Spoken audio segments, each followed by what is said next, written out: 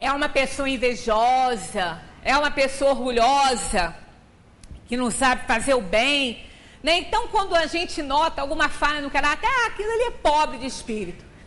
Mas essa conotação que o mestre deu aqui não é isso. O pobre aí é a humildade de espírito. Tanto que em algumas traduções do Evangelho, vem dizendo no lugar de pobre, humilde. Mas na maioria, e segundo os historiadores, era pobre mesmo que estava lá escrito, né? Mas com essa conotação, Jesus se referia a pobre de espírito como sendo humildes, despidos de vaidade, de presunção, de arrogância, de petulância, de amor próprio exagerado, né? Porque amor próprio a gente tem e deve ter. O próprio instinto de conservação nos dá isso, mas assim, o exagero, né? Que é prejudicial. Julgando-se superior, maior e melhor do que os outros. Então foi nesse sentido que Jesus falou, bem-aventurados os pobres de espírito, no sentido da humildade. A humildade é um sentimento que se opõe ao culto da egolatria. Muitas pessoas acham que o mundo gira em torno delas, né? Igual Ptolomeu. Ptolomeu pensava assim, né? O cientista pensava que a Terra era o centro do universo e que tudo girava em torno da Terra. Às vezes a gente se coloca numa situação assim também, né? E que tudo tem que girar ao nosso redor e que as pessoas têm que fazer o que a gente quer, do jeitinho que a gente quer, que todos têm que ser como a gente deseja. Não é assim, né? Isso é pobreza de espírito, isso é falta de humildade. Então modifica o conceito errôneo e prejudicial que o indivíduo faz de si mesmo se achando melhor que os outros, melhor, maior, mais inteligente, né? Mas até isso aqui, até uma frase que a gente costuma dizer, denota um pouquinho essa ideia aqui, quando a gente fala assim, você está bem? Estou melhor do que mereço. Não está não, isso é prepotência. Ninguém está melhor do que merece, como também não está pior do que merece. Nós só temos o que merecemos na medida certinha. O que nós merecemos é o que se chega a nós, é o que nós atraímos, é o retorno das nossas atitudes boas ou ruins. A humildade é a panágio que distingue os grandes, os fortes e os iluminados. Pois aqueles que chegaram a tais condições são os que palmilharam o roteiro traçado por uma excelsa virtude, porque nela está o segredo da ascensão das almas. Jesus também não falava? Aqueles que se elevam serão rebaixados? Pois é, por isso Jesus focalizou esse tema, ensinando de diversos modos. A própria vida do Cristo foi um testemunho de humildade. A chegada dele ao mundo, né, que os historiadores, os próprios evangelistas assim, não se entendem muito bem, dizendo que Jesus nasceu numa estrebaria junto com os animais. Outros dizem que não teve animal coisa nenhuma, que não tinha nada lá, apenas a manjedoura que estava vazia, né, onde eles comem, os animais, estava vazia, não tinha a atividade, né, naquele momento lá. Então ela foi utilizada como um berço para o mestre. Mas de qualquer forma, né, para não contrariar aí a ideia do presépio, os bichinhos tão bonitinhos ali, isso também é irrelevante. O importante é a simplicidade. Se tinha bichinho ou não tinha, a manjedoura é vero que ela serviu para o bercinho do mestre, porque não tinha uma caminha para ele.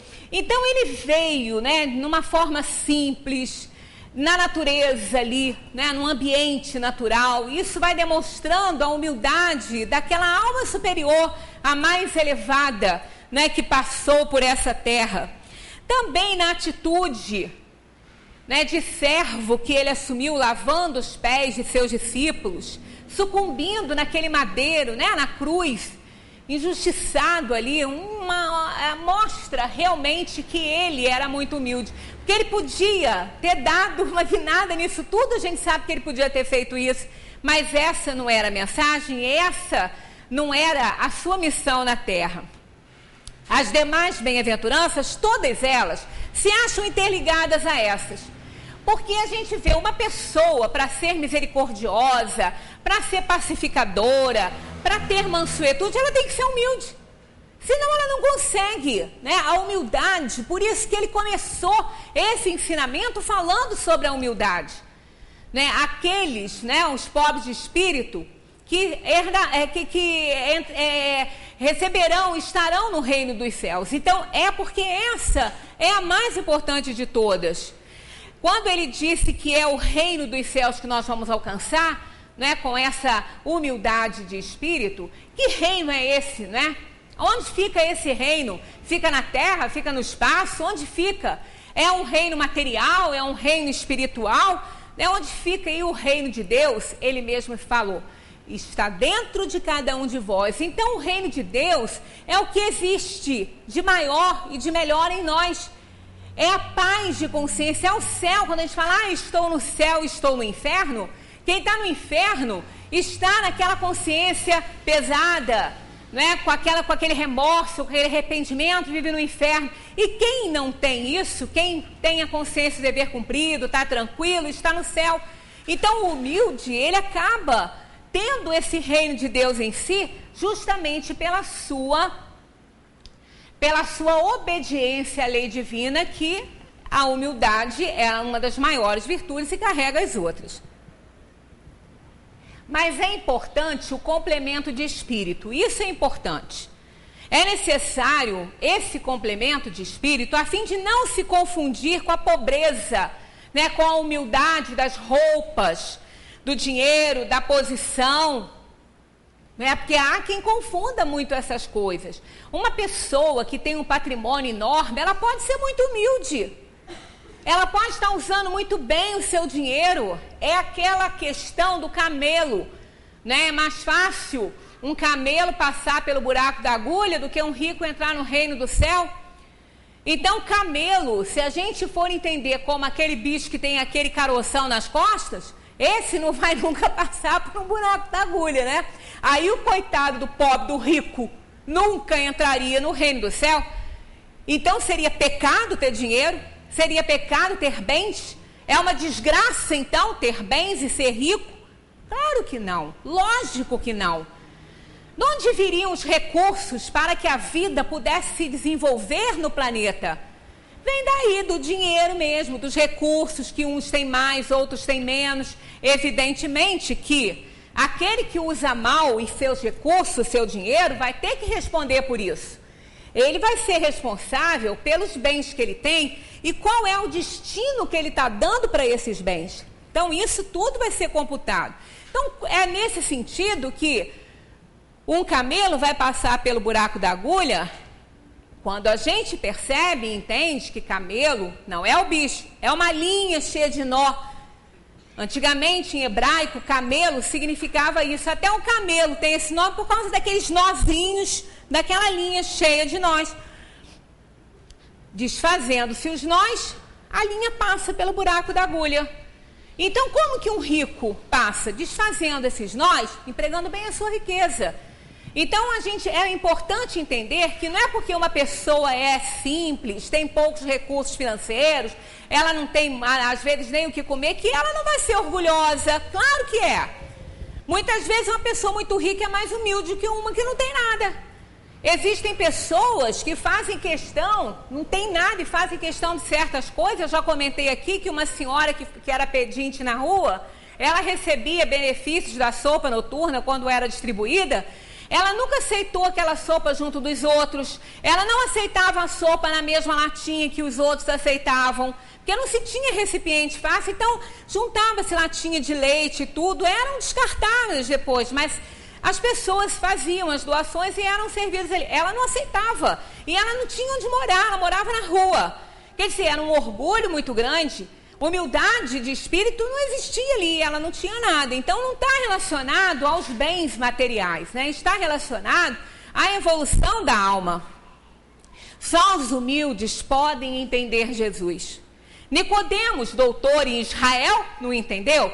Tanto que quando Jesus disse para ele que é necessário nascer de novo para entrar no reino do céu, ele falou assim, mas eu vou ter que entrar de novo na barriga da minha mãe?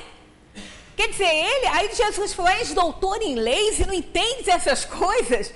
Né? Então, nem o desenvolvimento intelectual é requisito para se entender Jesus. Judas Judas talvez tenha sido, junto com Lucas, um dos mais inteligentes discípulos do mestre, apóstolos do mestre. Então, coitado, ele caiu na própria armadilha, que ele não entregou Cristo para trair o Cristo, não. Ele juntou o útil ao agradável. Ele entregou o Cristo por 30 dinheiros, porque ele sabia quem era aquele homem que estava ali. Ele sabia que ele era o Filho de Deus. Ele pensou, bem, ele vai dar uma guinada lá, ele vai se safar, ele vai botar todo mundo no lugar deles e eu ainda ganho com isso. Mas não era essa. Quer dizer, ele era tão inteligente, mas não alcançou a mensagem do mestre. Que se Jesus quisesse, ele teria, invertido toda aquela posição lá naquele julgamento. Mas não era essa a missão dele. E Judas não alcançou por causa da sua arrogância, por causa do seu orgulho. Saulo também, Paulo, não entendeu. Também não entendeu. E olha que Paulo, muito intelectualizado, foi instruído na escola de Gamaliel. Gamaliel foi um dos maiores rabinos fariseus da época. Ele foi o único que recebeu um título acima de rabino, que é Rabã. Então ele era muito, assim, espiritualizado e conhecia muito bem isso tudo, E Paulo foi discípulo, foi aluno dele, mas não entendeu o mestre, porque a linha de pensamento de Gamaliel era oposta à linha de pensamento do mestre. Ele era muito inteligente, muito conhecedor, um grande mestre, muito estudioso, mas não era a mensagem do mestre. Enquanto corações simples e almas ingênuas alcançaram a palavra do mestre, Pedro, Marta, Maria, Lázaro, o centurião romano, Madalena e outros tantos entendiam perfeitamente a mensagem de Jesus. Nem Maria no início tinha entendido. Maria foi a mãe de Jesus, ela foi entender a mensagem do filho, ele estava quase sendo crucificado. Ela no início não entendeu. Ela nunca recebeu direito aquilo ali, ela não conseguiu alcançar, nem os irmãos de Jesus. Mas depois ela compreendeu. Mas a gente aprende na história que os corações mais simples é que eram voltados à mensagem do mestre. Tem até uma passagem interessante, quando Jesus passava perto da casa de Lázaro, Marta e Maria, que eles eram irmãos, ele sempre entrava para pregar. Então, a Marta trabalhando, fazendo os afazeres da casa e preocupada com tudo, e Maria, bem lá sentadinha, ouvindo tudo que o mestre tinha que falar. E teve uma hora que a irmã se aborreceu e falou assim, mestre, o senhor não acha que a Maria tinha que estar aqui me ajudando? Aí ele, Marta, preocupa-te com muitas coisas, Maria escolheu a melhor parte, que era a instrução espiritual, o entendimento da boa nova, Então, até hoje, os exemplos são os mesmos. Enquanto os sábios continuam negando a alma, a imortalidade e a reencarnação, os simples alcançam sua mensagem de exemplificação e amor.